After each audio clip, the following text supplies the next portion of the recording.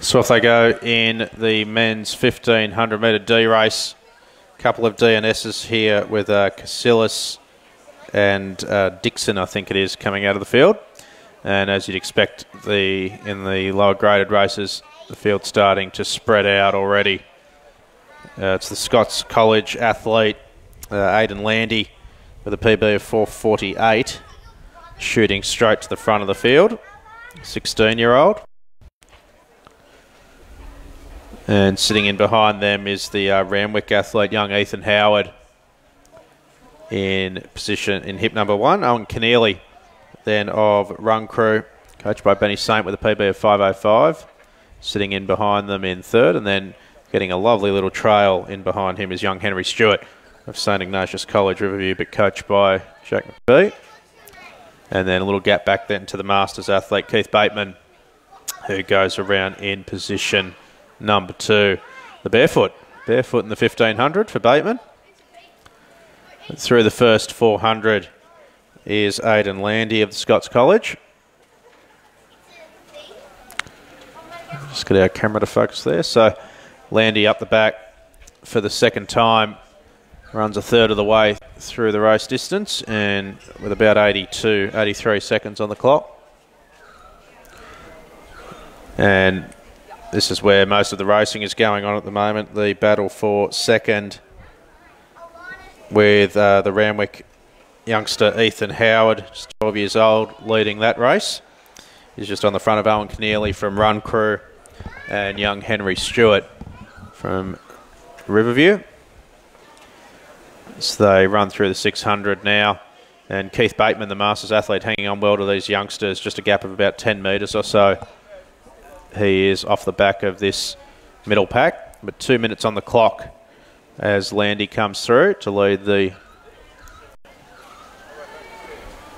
men's E-race in the 1500. Young Ethan Howard just starting to open a little bit of a gap up in this middle pack, probably about 6 or 7 metres back to young Owen Keneally. And Henry Stewart now just gets up around the shoulder of Keneally to get on his bike and get after Howard. And Keith Bateman as well, also joining up to the back of this, track, back of this group. And now in fact goes past Keneally of Run Crew, so Bateman coming into the race nicely. It's not unlike a couple of the youngsters to get a bit excited early. And the barefoot Bateman runs through the 900 metre mark. And coming around to the 1,000 now, starting to pick off some of these youngsters. So he's got Keneally, and now he's picked up Henry Stewart, and he's starting to get onto the shoulder of young Ethan Howard, and he'll do that. So the Master showing them how it's done as they run through the 1,000 metres in about 3:15. And the long-time leader, Aidan Landy, for Scots, is going to take the bell with about 3:26 on the clock. May not be beyond a PB here, 4:48 the mark. Bateman now in second with a PB of 4:12, although I suspect that was a little while ago. Yeah, the Sacramento World Masters in 2011. Keith Bateman's PB. And he's having a good battle there with the youngster Ethan Howard.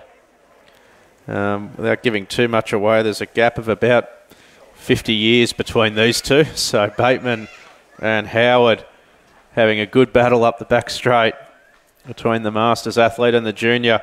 And they might be pulling Landy in here.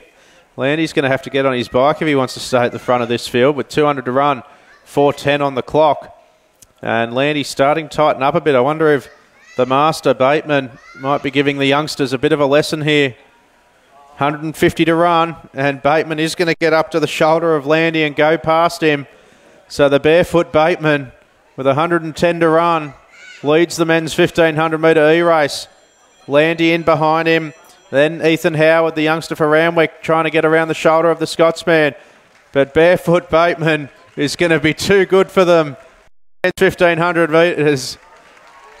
The Master has taught the apprentices a lesson. 4:48. Bateman beats them. Landy and Howard. Too good for them.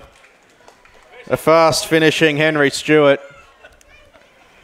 And Owen Keneally comes over the line to round out the E-race in a great show of all-comers style racing.